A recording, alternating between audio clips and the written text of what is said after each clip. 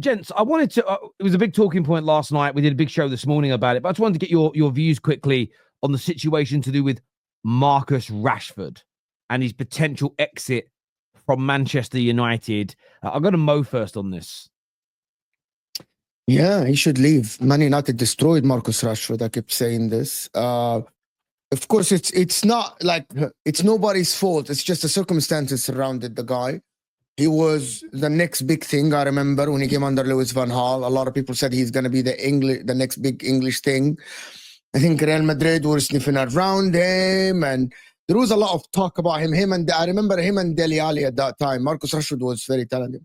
And there is a couple of points that I wanted to speak about. Number one, the revisionism from Man United fans. He's not talented. Oh, he was never going to be the superstar. They deny that he was talented. They deny that he was ever good enough to be the superstar at Man United. That's a lie. It's a massive lie. Because I remember when Marcus Rashford was 18, 19, and he used to dribble past 2-3 guys, the shooting from outside the 18, the finishing with the right foot, cut inside from that left side. And it's rubbish. You're doing revisionism to protect your club. And I'm not talking to Terry. I'm talking to... And everyone that supports Man United and I'm saying this, they know themselves. You lie to protect yourself and because you don't like the guy because of his attitude. Please be objective. His attitude, and I don't know the guy personally. I don't know what's going on in his life. I'm going to cut him some slack. However, you're getting paid a lot of money. You should be more professional. But revisionism about players' talent is absolutely disgusting. To be honest with you, it's so disgusting. Do you want to know something really quickly? Really quickly. I don't want to interrupt your flow. This morning when KJ and I were talking about it, we had people say that 138 goals is a bad return, even though it puts him in the top 12 in Man United's history. You look at his overall GA return, and I think it's like 208 in 430 odd games. We didn't say it was world-class, one of the greatest ever. We said it was good to very good, especially for a bad team that he's been in. And people are like, no, that's sort of terrible return. It should be a lot higher. As you say, the revisionism now is crazy from some people. Equally, he's fanboys acting as though he's being scapegoated and made to look like the bad guy at Man United. This is what happens. And I'm sorry to sound horrible to anybody. This is what happens when for years you've listened to idiots who have made you believe that Man United's problems, some people vote and they're like single issue voters. They don't care about all the things that a party is going to do as long as it does one thing they want. Or a party could do hundreds of things they want. A political party could do 100 things that they want, but because of one thing they hate and despise, they won't vote for them. I understand that in the political spectrum to a degree. But in football, people do this all the time. It's almost like if you don't like Rashford, I'm going to turn on you and be nasty. People do this. Rashford must be the reason that we're bad, or Pogba or Ten Hag.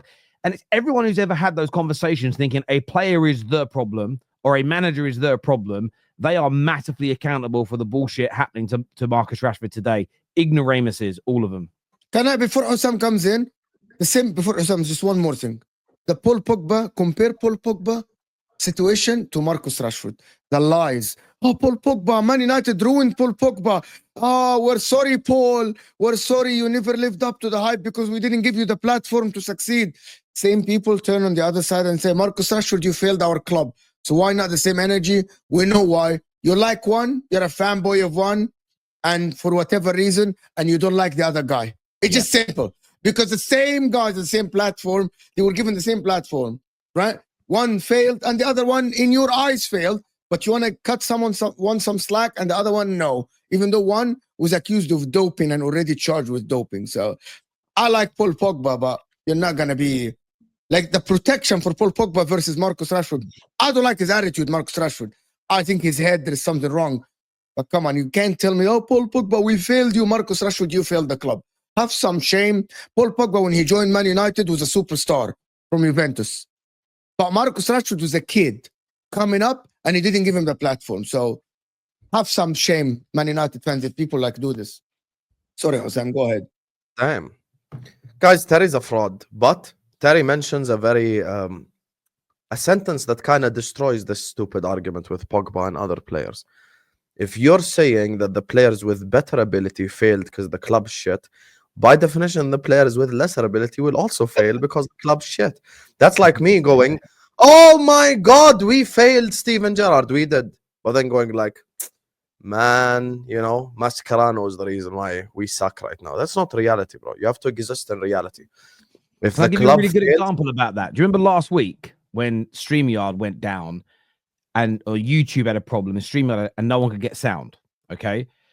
No one, whether you were Mr. Beast or whether you had one subscriber, if you went live on StreamYard in that particular period, you couldn't get sound. The way some Man United fans move, it's like, hang on, I've got to sack my engineer because we didn't have any sound. But I love Hussam and his teams. He doesn't because it was a StreamYard issue. StreamYard let you down. Terry, I think you should sack your engineer and that's it. Everyone had the same problem, which was the system that they were using. But people, it depends on if they like someone or they hate someone. They have a different energy. And I'll be honest with you, those Man United fans are the only ones that I look at as a problem. And I'll tell you as to why. Because the media sees what they do. And they've got, I don't think they're the mass. They're a section. They're not the mass. But they create a lot of noise and they get a lot of attention. And then a media outlet will run a story that feeds into their egos. So they all start sharing about it and they start talking about it. And their fantasies become a bit of a myth, that become a bit of a legend, that then, you know, that you tell a lie enough times, it becomes the truth, as an example. People keep talking about Rashford's bad attitude. And Amorim hasn't said he's got a bad attitude. Amorim has said there's no disciplinary issues. He said he's a nice guy. He said it's just about the application. And it isn't that Rashford is being unprofessional. It's that in his heart of hearts, and he said it yesterday, he's just had enough. And this is the maddest bit. We as fans have had enough. I reckon if football fans had an option to leave a club and support another one, I think someone would take you up on that offer. It's just you can't do it. There's no credibility in it. Does that make sense? You'd be ruined. Footballers, yes, though. but here's the thing. I do want to say one thing on the conversation. Sorry, back to you, mate. Sorry, back to you. It's important as well to acknowledge there is player responsibility in this, just as much as there is. Because even through the shit periods of Man United, there were still players that performed. There were still players that had good moments. There were still, even Rashford himself. Look, Rashford had 2 elite seasons where he scored 17 goals, which is a very good season for a winger. And he had multiple okay/above average seasons, and he had seasons where he was really bad. So it's not just, it's a combination of things. So it's like, okay, sometimes he was really good, sometimes he was unbelievable, and sometimes he was crap. So it's a combination of a lot of things. And I watched one of the first Rashford interviews where he was talking about the move to PSG, and he was talking about how people change their energies. At the time, Rashford did reject PSG for more money. And at the time, listen, PSG are in a better place than Man United. Had Rashford left to PSG, he probably has 3-4 French leagues, competes in the Champions League year in, year out, maybe wins the top goal scorer over there. You never know. But the situation is, this is why INEOS and the people upstairs have a lot to fix, because there's a lot that's going wrong at Manchester United as a system, as a machine. There are cogs that don't work. There are cogs that are rotten. There are cogs that need replacing. There is a roof that is leaking. There is chicken that has salmonella. There's a lot that they have to fix. And this is the reality of the situation. This is not an insult. This is just what Man United are right now. And this is why Man United fans need to be patient. Yes, trust your manager, but don't trust him blindly. You can criticize even Amorim now, even though he's new. You can criticize a couple of things if you think a couple of things need changing. But this is not Rashford's fault only. This is not the club's fault only. This is not the manager's fault only. But you have to also look at the series of wrong decisions that Man United have had over the last 12 years. The multiple series of getting wrong managers, the multiple series of not even backing those managers fully, not getting behind the manager 100% with what he wants, if you would like, overriding managers in certain decisions, maybe trusting someone like Oli, even though he kind of had just a really good moment, maybe towards the end of the season, giving him a contract, even though he's not good enough to take Manchester United forward, giving Ten Hag power, even though he showed you on a league level he's not good enough. So there is a lot of mistakes happening, and Rashford might just be a victim of those mistakes. And you want to know what proves this conversation once and for all? When he moves on from Man United, what happens? I'll give you 2 examples. Let's say Rashford moves to Arsenal as an example, because Arteta likes to be captain Seymour. Let's say he goes to Arsenal. Next season, he scores 18 goals. Arsenal win the Premier League, and Rashford has an unbelievable season. Okay, Rashford wasn't. Why did it have to be Arsenal? Why did it have to be Arsenal? different example. Let's say Rashford moves to Tottenham Hotspur. He scores 16 goals, and Tottenham Hotspur finish second or third, and they win a Carabao Cup. We know that Rashford is not the problem. But if he goes to PSG, scores 5 goals in the French league, and then the PSG ultras want him gone, okay, maybe Rashford is a problem then. And do you know what's interesting as well? If Rashford does leave and go to Arsenal, does leave and go to PSG, and does well, that's also not an indication that INEOS and Ruben were wrong to get rid of him, because sometimes a player has to leave to grow. And the bit that's probably frustrating me the most in the last 24 hours is seeing people say, I can't stand INEOS. They have no heart. They should be sticking by a player like Rashford. Listen, Sir Alex Ferguson, he admitted that he made a mistake with Yapstam.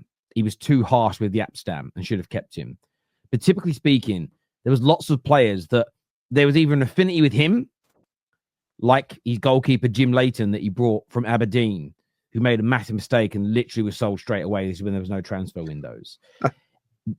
What happened with Beckham? He felt Beckham had become a distraction for the first team. He'd clashed with him. He thought it was right for Man United to move him on. He did. That's an academy player. Ruud van Nistelrooy, one of our greatest strikers of all time in terms of goals per game ratio and one of our highest strikers of all time.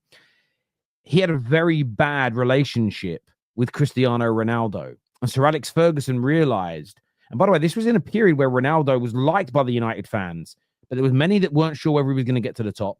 He was called a flop. He was considered one of Fergie's biggest financial flops for the first 2 seasons, costing £12.5 million. And Van Nistelrooy and Ronaldo had a terrible working relationship at that time. I don't know what they're like now, but they didn't have a great relationship. And Fergie made the decision, I'm getting rid of Van Nistelrooy, because he recognized that for the betterment of Man United, we need to get the best out of Cristiano Ronaldo, because this guy could be one of our greatest players of all time, which he ended up being. And he saw a problem there as an example. I don't want a club that is has no sentiment at all. But you have to know when to draw the line between being sentimental and when you've got to do something for the betterment of the football club. Now, sometimes you're going to get that wrong. But the problem what United fans are going through in this early stage of the rebuild, and I think you've seen it with Sancho going, certain people hated it. Rashford now might go, certain people hate it. Everyone's going to... There's a picture I saw the other day, and I've got to try and find it. And it's of a couple with a donkey. And in the first picture, it's them carrying their own bags and backpacks, and people saying, how stupid are they? They've got a donkey and they're carrying their own stuff.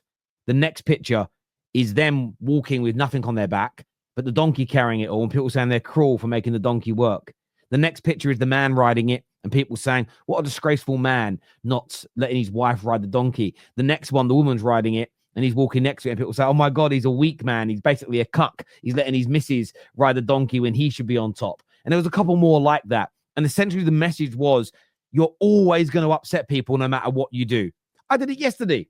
I was disappointed yesterday. I called out some trolls and idiots online that were trying to suggest that Enzo Fernandez is linked to this Mahalo Mudryk situation because they have the same personal trainer. And I spoke about it in the video, spoke about the rumors that people had said, shut it down, said how disgraceful it was. It shouldn't be done. There was no connection. It then a few hours later transpires it was on international duty. We didn't know that at the time of the video. But the amount of people in the comments are like, you're a disgrace, Terry, for accusing Enzo. But I didn't accuse Enzo. But you said at the beginning that there's some accusations towards Enzo. I said, yes, rivals have made accusations. If you then go to that section, I defend him. But because then some people wrote the comments, I accused him. Others have written comments going, Terry, how dare you accuse him? I'm going, did you watch the video? No, I just read the comments. And this is what happens. Does that make sense? You will always in life upset people. They might get the wrong end of the stick. They may not understand what's going on. And that's what's happening at Man United right now. Our fans, a lot of them lack patience. I know you don't all like the idea of Rashford going, but let's wait and see. I mean, this time last week, we were in panic stations. We don't know what we're doing. Ashworth's gone. Club's in a mess. Good victory in Europe away from home. First one in a couple of years. And then we won our first game away from home against a Big Six side since November 2021. So it ended up starting off a horrible week, and it ended well. And exactly as I said, boys, there's going to be peaks and troughs in this rebuild. There's going to be some great moments. There's going to be some bad moments. There's going to be, oh, wow, what wonderful business. Then we're going to do some business where you go, hang on a minute, what are we doing here? The reason I'm remaining relaxed, and I agree with what you said, Hussam, players have to take responsibility, coaches have to take responsibility.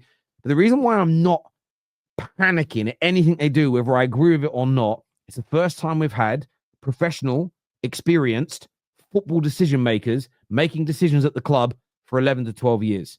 And at no point are you going to agree with everything your club does every single week. But just have a little bit of patience in it. And I saw people virtue signaling last week. Oh, I don't recognize this club anymore. It's doing X, Y, and Z. But if we win the Premier League in 2 years, you'll celebrate it. So don't be a hypocrite now and try and take some fake pseudo-moralistic high. Do you get where I'm coming from? Like, that's the bit that frustrates me. It's, well, if you really are that disgusted, do something about it. Here's the thing, sheep mentality